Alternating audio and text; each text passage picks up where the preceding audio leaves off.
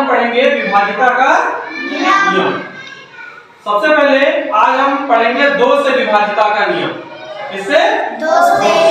तो 2 से विभाज्यता के नियम की परिभाषा ये है, यदि किसी संख्या के अंत में यानी आखिरी में अर्थात इकाई का अंक 0, 2, 4, 6 और 8 हो तो वह पूरी की पूरी संख्या 2 से विभाज्य हो जाएगी। किससे? 2 से। यानी अंत में अर्थात इकाई का अंक। जैसे हम अगर ये संख्या ले लें, हमने संख्या ले लिया 112। कौन सी? 112। इसमें ये बताओ कि इसके अंत में यानी आखिरी कौन सा अंक है? 2 है। ठीक। अब हम ये कहें कि इसमें इकाई का अंक कौन है? 2। कौन सा? 2 इकाई का अंक। क्योंकि इससे पहले बताए हैं इकाई, दहाई, सैकड़ा बता चुके हैं ना। तो इसमें इकाई का अंक क्या है? 2। तो संख्या के अंत में या इकाई का अंक अगर 0, 2, 4, 6, 8 है तो वह पूरी संख्या 2 से विभाज्य हो जाएगी।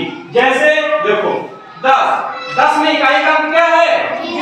0 यानी 2 से विभाज्य हो जाएगी। 2 से भाग करो तो पंचे विभाज्य हो गया। 12 आखिरी में क्या है? देखो क्या लिखा है? आखिरी में 2 हो तो ये भी 2 से विभाज्य हो जाएगी। ये क्या है? 14। देखो इसमें 4 है यानी ये क्या होगा? 2 से विभाज्य हो जाएगा। ये देखो 16 में इकाई का अंक क्या है? 6 यानी ये भी 2 से विभाज्य हो जाएगी। इसी प्रकार से 18 भी 2 से विभाज्य हो जाएगी।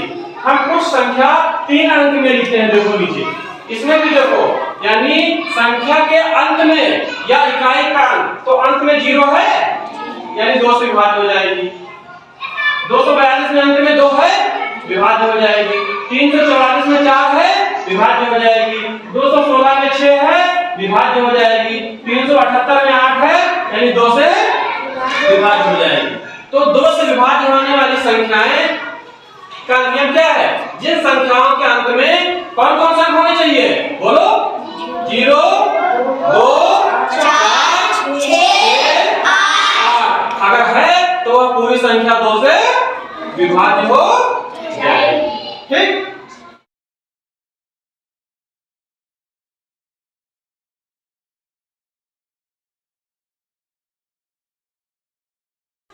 अब है 3 से विभाज्यता का नियम, यानी 3 से कौन कौन सी संख्याएं विभाज्य हो जाएंगी।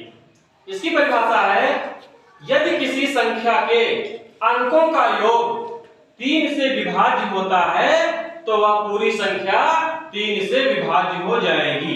अंकों का योग का मतलब जो भी संख्या लिखी हुई है उनके अंक को जोड़ दो। अगर 3 से कट रहा है तो वह पूरी संख्या 3 से विभाज्य हो जाएगी। जैसे देखो हमने लिखा 54, 54 लिखा। अब अगर 54 को हम देखें 3 से कटेगा कि नहीं कटेगा, तो हमने क्या कहा? अंकों का योग यानी 5 और 4 तो हमने 5 + 4 लिखा बराबर 9। ये बताओ 9 3 से कटेगा कि नहीं कटेगा? कैसे?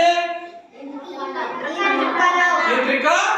हाँ, तो अगर 9 3 से कट रहा है तो 54 भी 3 से कट जाएगा। फिर 78 78 7 और 8 को हमने जोड़ दिया, ये हो गया 15। 15 3 से कटेगा कि नहीं कटेगा? अगर 15 3 से कट रहा है तो 78 भी 3 से कट जाएगा। इसी प्रकार से 99 9 और 9 हमने जोड़ दिया, कितना हो गया? 18। 18 3 से कटेगा कि नहीं कटेगा? कट जाएगा। अगर 18 3 से कटेगा तो 99 भी 3 से कट जाएगा। इसी प्रकार से 3 अंक में देख लो, ये हमने कहा 315 3 1 5 यानी 3 + 1 + 5 हमने जोड़ दिया, 3 1 4 5 9। 9 3 से कटेगा कि नहीं कटेगा? कट जाएगा। अगर 9 3 से कट रहा है तो 315 भी 3 से कट जाएगा। लास्ट में है 993। 993 को हमने जोड़ दिया, अंकों का योग 9 + 9 + 3 9 9 18 3 21। 21 3 से कटेगा कि नहीं कटेगा? कट जाएगा। कैसे? 3 सते 21। अगर 3 से 21 कट रहा है तो तो 993 भी 3 से कट जाएगा। इसलिए इसकी परिभाषा ये है, यदि किसी संख्या के अंकों का योग, देखो हमने इस बार अंकों का योग किया है, अंकों का योग अगर 3 से करता है तो